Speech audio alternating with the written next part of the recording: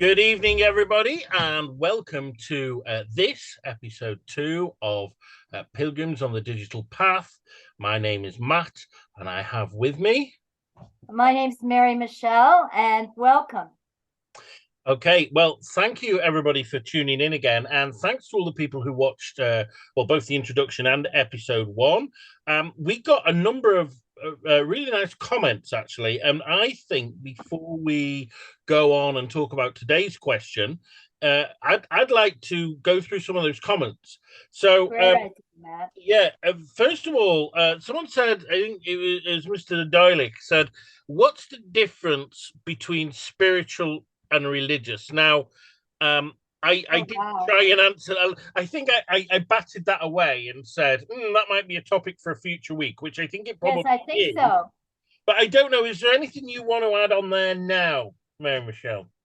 Well, there's definitely a distinction. I think we all have an association in our minds to the word religion and spiritual. Many of us prefer the word spiritual, which can be inside of religion, and for some actually exists outside of it, depending on how you feel about religion. So maybe it's even a little bit of a sensitive topic, because religion can mean different things to different people. Spirituality is probably a word that we might all be a bit more comfortable with. And of course, it's there's definitely a difference. I'm just going to leave it at that for now, Matt. I'm going to need to give that some thought, actually. Yeah, and I think so. I think we should talk about this on another time, but when we've both given it a bit of thought. But thanks for the comment. We had a comment as well. One of the watchers said that their house is on the Cotswolds Way, and that they see pilgrims going past to Glastonbury. I think I mentioned when I went to Glastonbury. Wow. Yeah, I haven't walked the Cotswolds Way. My uncle, he's passed away now, but he lived on it, and he said what a good walk it was. So yeah, I mean, there's so many of these ways that have opened up, both religious and secular. But I'm not going to talk about that now because that's kind of, I think, what we're going to be getting onto a bit later today. So, third one though is and oh, this is a big one. Is there a difference between spiritual/religious pilgrim and going to a football stadium or a royal event? I mean, I think, yeah, the royal event's probably what's been in the mind at the moment. I mean, what do you think there? Well, I would say absolutely there's a difference. You had an observation, which is that the word religion means to bring together. Is that right, Matt? That's the original Latin, yeah. Yeah, although I think for us, as I was saying earlier, it has come to mean something quite different and quite specific. We do associate it with the major religions of the world and what they teach and what they practice. So while you can get a feeling of euphoria in that thing that you intend to connect to and to commune with and to bring you joy, which we can broadly include those other things mentioned in the comment. But I think that a spiritual pilgrimage has a very specific intention that would not be included in something like winning the football cup or seeing the first carnation in 70 years. I mean, I think it's again another massive topic, and I don't want to dwell too long on it, but I think, yes, the feeling of belonging and being part of something is in common with religions, and I think also if we look at something like walking Camino, that fellowship is important, right? But crucial, actually. Yeah, but it's at the same time where's the purpose? I mean, the purpose, like, yeah, we all want to win a game, but I'm a big football and cricket fan, but there's not a higher purpose to it. It's an entertainment. And at the end of the day, it's only a game. The monarchy one you might look at as slightly different just because of, it may be a belief thing. I don't know. I'm not a monarchist, so I would struggle with that. I am. So it's like, but yeah, okay. So thanks for the comments. I mean, Yeah, those are awesome comments, yeah. Matt. I'm really excited to hear that. Mary and Michelle, you did you have anything you wanted to add on last week's video before we Well, move on yeah, to... I kind of did, Matt. I mean, you made some really valid points to get us started off, and which I loved. But interestingly, we did talk about reflection. And one of the things about reflection is it takes time. And that's why I feel so strongly that it's important in our modern world and in our busy lives to have time to reflect.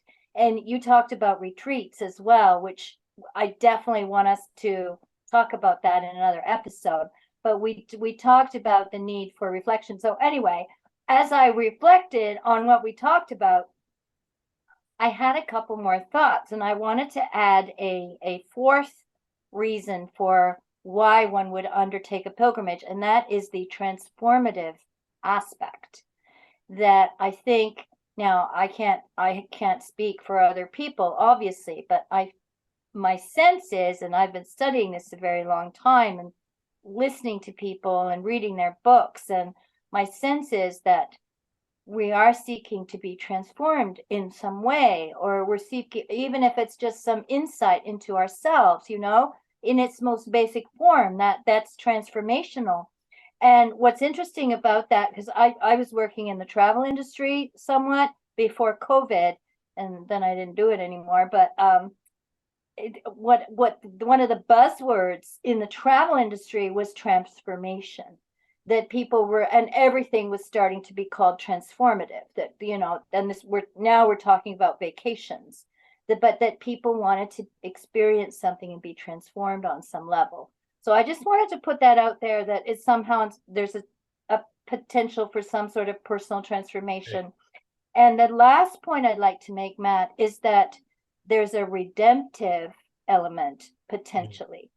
Yeah. And certainly when people in the Middle Ages went on pilgrimages, they were absolutely seeking redemption for their souls, for their sins. I believe, and correct me please, about the Camino, that Christians, which of course everyone were told that their sins would be forgiven in entirety if by walking the Camino.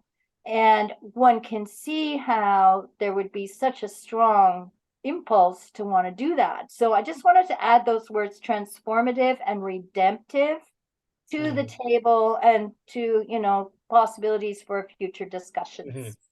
Okay, yeah, and I think that is true. I think all the pilgrimages, there was almost a league table of them. And I remember I went to St. David's in Wales and read that, like, back in the day, that was equal. Like, if you did 3 of those, it was equal to 1 Rome.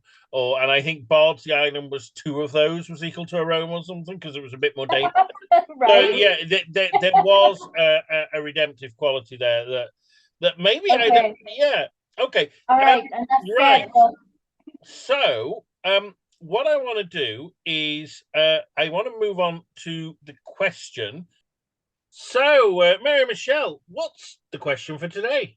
Well, let's carry on from last week a little bit. So in episode 2, we're asking, why do you think that there's been a resurgence of interest in pilgrimages, probably for the last several decades?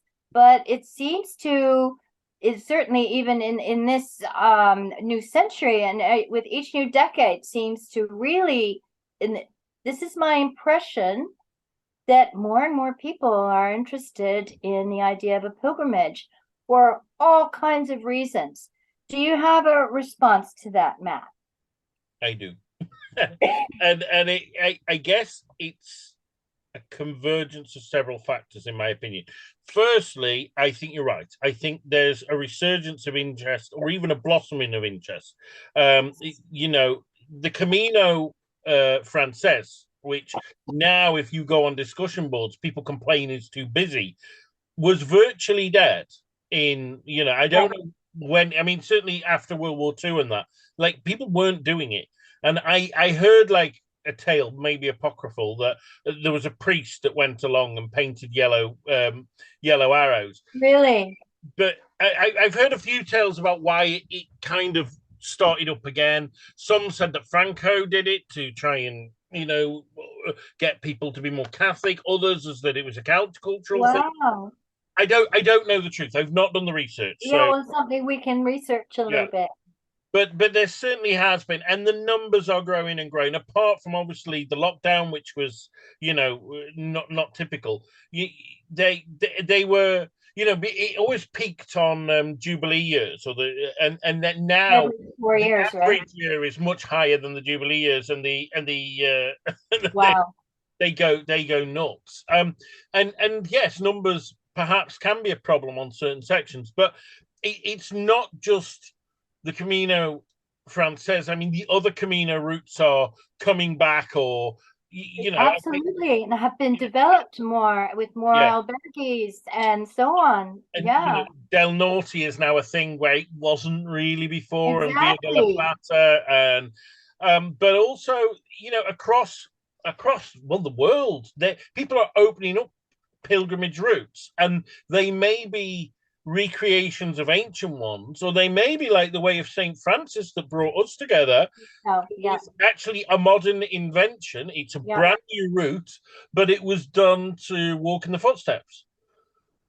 So, and there's loads. There's one near my house called the Two Saints Ways, which is Saint Chad and Saint Werburgh, 90 Wow. miles from Chester to Lichfield. I mean, Yeah, if I could just say, there's one, Saint Hildegard of Bingen oh yeah. in Germany, in the Rhine area, is actually quite a small area where she built at least 2 convents, and where she grew up. There's a pilgrimage now, which is a construct of the places where you can revisit places that she lived and administered to her group of nuns. And it's, I don't know if you could do it in a day, but you can certainly do it in 2 days. So you're absolutely right that there's which doesn't that reflect this interest that we have? So I guess the question is why. I think there's numerous factors. One, I think, is that people have more leisure time.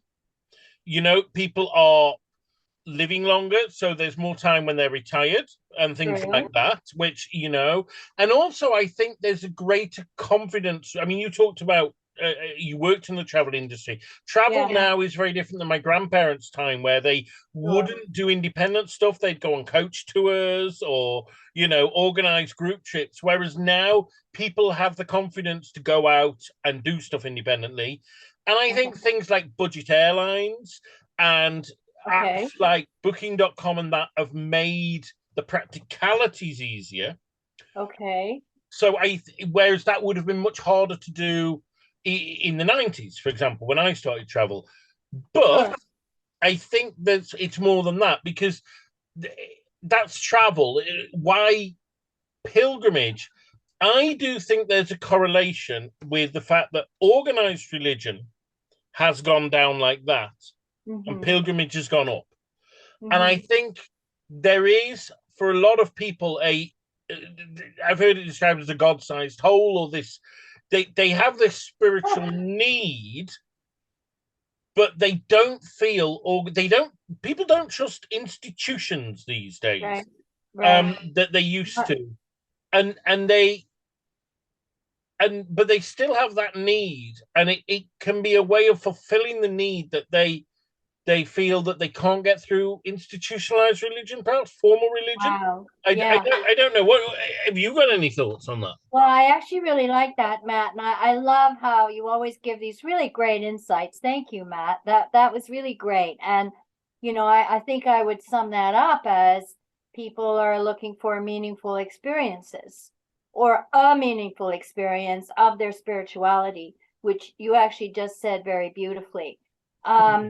I think there's another sort of subset of people who want to visit sacred sites and historical sites, maybe in a different way, and not just by getting off a bus, that they're incorporating maybe some element of health and being able to walk or ride a bicycle, in nature. can I butt in there, because I think that's a really good point. Sure, Like go ahead. when I was at university in the 90s, right, we did a lot of drinking and not a lot of exercising. These days, students are very different, and I think True. the 90s were hedonistic and the 80s were hedonistic, and I think we're in a different time now where exercise culture and health Agreed. culture people are much more aware of it. And Agreed. And I just want to add to that, Matt. You're right. And you're right. That's definitely a movement, I would call it. yeah, And, you could define that as it's certainly a trend. You're right. yeah. And there's another movement alongside that, which we've called slow travel, Mm, where it's actually called slow travel, where we actually take time along the way. And we also pay attention to things like, under the umbrella of slow travel is the idea of not doing harm to the environment. mm, That we don't travel in such a way, we don't, without thinking, get on and off airplanes, create a bunch of garbage and fossil fuel burning and go home. mm, That, we're more conscious about the impact, not just on the environment, but also on the places that we visit. Some places, and this is from my tourism background, some places have been completely ruined mm. by mass tourism. So that the very essence of the place is being damaged, not just physically, but spiritually and emotionally by the mass influx of people who are there to take pictures. And we're developing some many of us some consciousness around how we travel, where we travel, what we do when we get there. So I can see that there are people who just want to travel like this now, but there's a difference between the person who's setting out on a pilgrimage. Mm-hmm. And so that I guess I need to keep the conversation focused on that. Mm. So, but I would also say, going back to the hedonism, like, because I was a bit wilder when I was younger, and it's great and I enjoyed it, but what's the point? What's the purpose? At the end of the day, what have you got? And I am not saying I regret it, but I like there being something greater, and that can be, communion with yourself. That can be communion with history. That spiritual purpose that we sure. talked about in the first thing, and I suspect I'm not the only one. No, and honestly, I think it's probably time for us to Yeah. wrap it here, Matt. And I love how this conversation kind of flows, and we can pick it up next time after some Mm-hmm. reflection and some comments. I'm just going to add one more thing, again from the travel industry, but crossing over into the idea of being of service. There are a lot of people, which is more on the spiritual side, there are a lot of people who now choose to go on a vacation where they go and they volunteer somewhere, Mm-hmm. where they want to add something to the places that they go to. They want to bring something. They don't want to just take, Mm. from the place, from the people, from its resources to have an experience. They want to give something back. And I think that's also going to be an element of how we travel, why we travel, and what we intend when we travel. And which all seems to come together very beautifully when we choose to go on a pilgrimage. Yeah. So, Well, okay. Well, thank you very much. I think we will wrap up here, but before we do, to anybody who's watching, please, as with last time, drop some comments. please Tell us comment. if you think we're wrong. Tell us if you like what we Please say. comment, like, share. Yeah, and what we'll do, like the promise from me is that in the beginning of the next episode, we'll address some of those before going on to the question, Absolutely. like we did today. So, yeah. Awesome. And Okay.